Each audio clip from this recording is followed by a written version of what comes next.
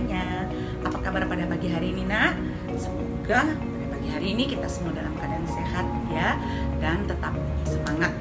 Dan Ibu harap pada pagi hari ini semua sudah berdoa ya, nak ya. Sebagai anak Tuhan harus rajin berdoa supaya kita tetap senantiasa dilindungi dan diberkati Tuhan kapan dan dimanapun kita berada. Nah, pada pagi hari ini, nak, kita sudah masuk materi yang baru. Tanpa terasa kita sudah masuk bab 4, yaitu tentang suhu dan perubahannya. Nah, subpokok bahasan yang kita bahas pada pertemuan hari ini, nak, tentang suhu dan termometer ya. Nah, tujuan pembelajaran kita pada hari ini, nak, yang pertama, peserta didik dapat mengetahui apa itu suhu. Kemudian yang kedua, peserta didik dapat mengetahui jenis-jenis termometer. Nah, supaya kamu bisa mengetahui materi ini dan nanti bisa menjawab pertanyaan yang sudah Ibu siapkan, maka perhatikan video berikut ini sampai selesai. Oke, nah, yuk selamat menyaksikan materi dari Ibu Etna. Selamat belajar. Anak-anak Ibu sekalian, pernah nggak kalian merasakan tiba-tiba cuaca sangat panas sekali? Atau tiba-tiba cuaca sangat dingin sekali? Panas dan dingin itu disebut apa ya? Yuk kita bahas pengertian suhu dan termometer pada pagi hari ini. Nah, kira-kira panas yang kamu rasakan itu disebut apa? Panas itu disebut dengan suhu ya. Jadi suhu adalah derajat panas dinginnya suatu benda. Ulang ya, nak ya. Suhu itu adalah derajat panas dinginnya suatu benda. Jadi seperti yang dirasakan gambar anak yang pertama tadi, nak, panas dan dingin itu disebut dengan suhu. Sudah paham ya, nak ya? Nah, sekarang kita perhatikan gambar ini juga ya. Ibu meletakkan di kening kamu tangannya secara bergantian dengan Bapak.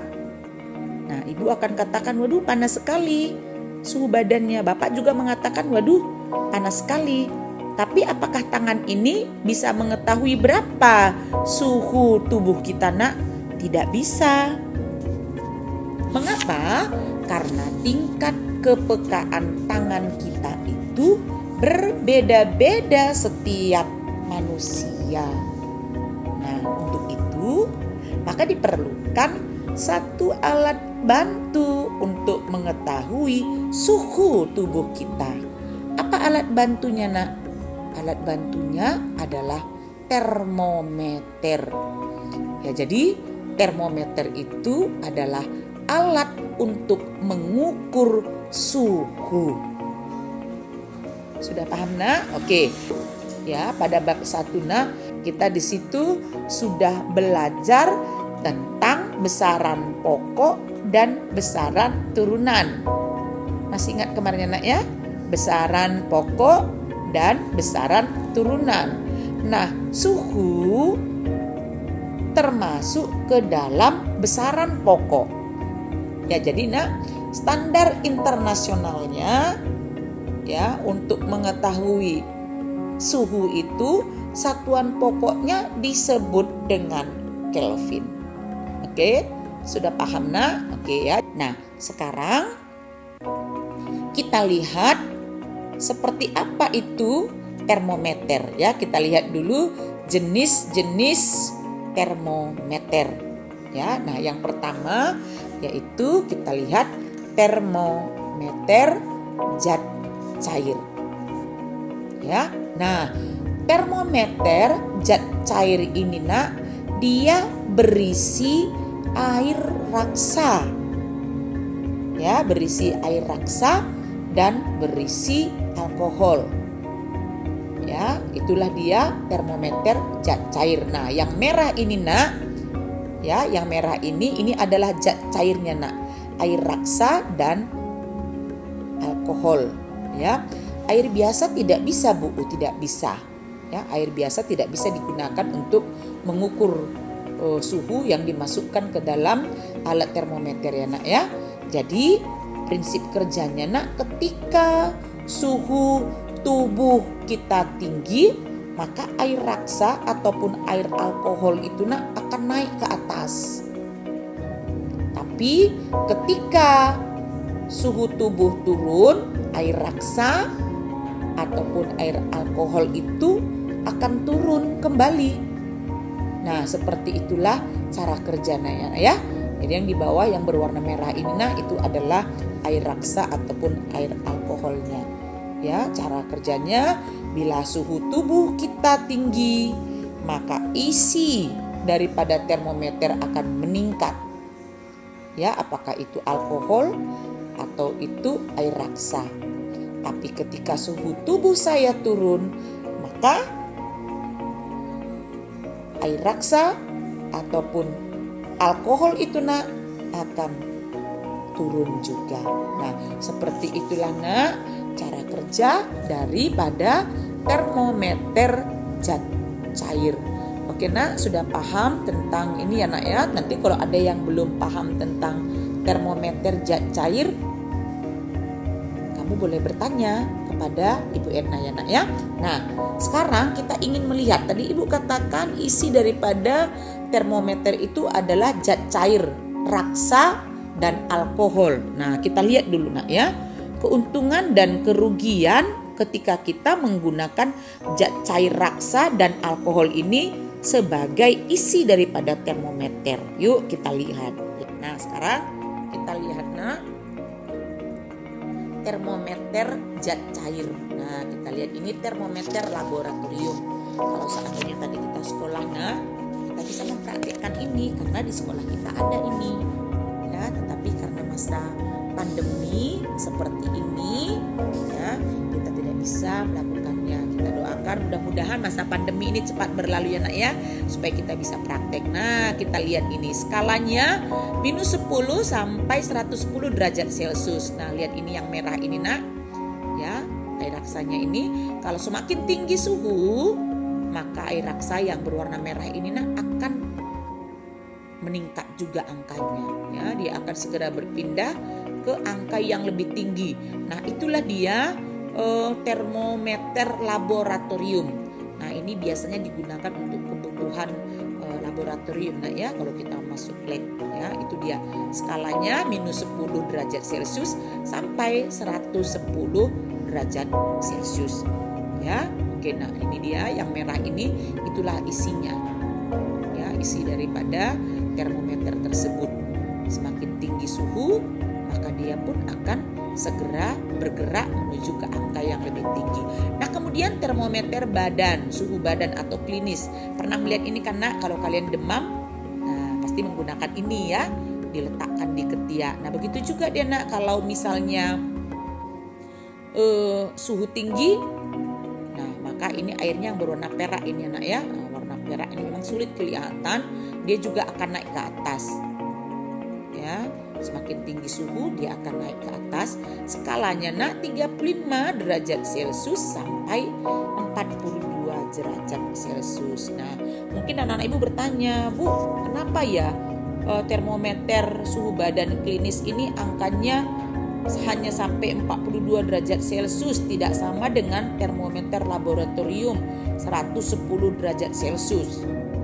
Jawabnya, karena suhu badan manusia tidak pernah mencapai melebihi 42 derajat Celcius, ya, makanya angkanya tidak dibuat tinggi, anak, ya. Seperti itulah dia termometer laboratorium dan klinis. Nah, kita lihat lagi termometer yang berikutnya, yaitu bimetal, ya. Bimetal namanya bi berarti ada 2 keping logam, ya, yang dikelilingi menjadi satu. Ini, nah, di bulatan ini ada 2 keping logam. Prinsip kerjanya dia itu, Nak, bimetal ini bila dipanaskan dia akan melengkung. Ya, kalau dipanaskan dia melengkung ke arah logam, ya ini lihat angkanya, koefisiennya menjadi lebih kecil. Ya, seperti itu dia nak prinsip kerja dari termometer bimetal ini. Oke, sudah paham ya nak ya. Kemudian kristal cair. Nah, ini prinsip kerjanya nak. Semakin tinggi nanti suhu nak, dia warnanya akan berubah. Jadi terjadi perubahan warna kristal cair jika suhunya berubah. Nah, termometer ruang. Nah, namanya termometer ruang ini selalu diletakkan di ruangan ya nak, untuk mengetahui ruangan kita itu suhunya berapa, ditempelkan di dinding nak. Ya, dia langsung terlihat derajat Celcius dan derajat Fahrenheit-nya. Nanti ini kita akan pelajari di pertemuan berikutnya nak ya. Nah, kemudian ada termometer maksimum minimum atau sering disebut termometer Six-Bellamy. Di sini terlihat nah angkanya, ya ini oke terlihat. Angka minimumnya itu yang tanda kurang ya nak ya. Sedangkan maksimumnya itu yang tanda positif. Ya, nah ini dia termometer maksimum dan minimum atau termometer Six-Bellamy. Nah, termometer dia itu mengalami perkembangan ya, khususnya termometer klinis ya. Termometer klinis itu yang berkaitan dengan kesehatan. Ada termometer digital. Nah, digital itu artinya nanti dia angkanya langsung muncul dalam bentuk angka seperti 35, 36 seperti itu. Nah, jadi ketika kamu demam, nah ini dimasukkan di ketiak ya kena. Nah, kemudian lama-kelamaan termometer akan berbunyi titit titit titit titit titit. Nah, kemudian kita lihat di situ nanti langsung tertulis angka daripada suhu tubuh kita. Nah, seperti itu dia prinsip kerja termometer digital. Nah, kemudian ini yang terbaru, semua anak-anak ibu pasti pernah melihat ini, termometer infrared atau disering orang bilang termogan. Ini muncul, ini dipakai saat masa pandemi. Karena kita tidak boleh bersentuhan langsung dengan orang yang akan kita ukur suhu ya nak ya. Jadi dari kejauhan, nah ditekan tombolnya, kemudian akan keluar sinar berwarna merah, diletakkan di kening kita atau di tangan kita, maka akan muncul berapa suhu tubuh kita secara digital juga. Inilah dia nak perkembangan termometer klinis kita ya nak ya. Nah, sudah paham tentang materi ini kan nak? Oke, itulah dia tentang suhu dan termometer. Bagaimana nak dengan materi yang sudah ibu jelaskan pada pagi hari ini? Sudah paham apa itu suhu? Sudah tahu itu jenis-jenis termometer ada berapa? Nah, ibu harapkan materi ini dapat membantu kamu akan pertanyaan yang akan ibu sampaikan nanti di classroom.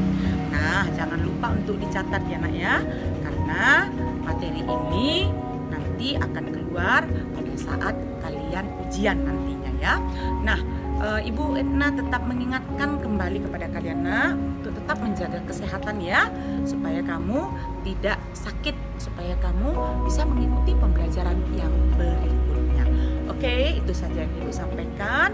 Selamat belajar dan salam sehat. Good luck untuk anak ibu semuanya.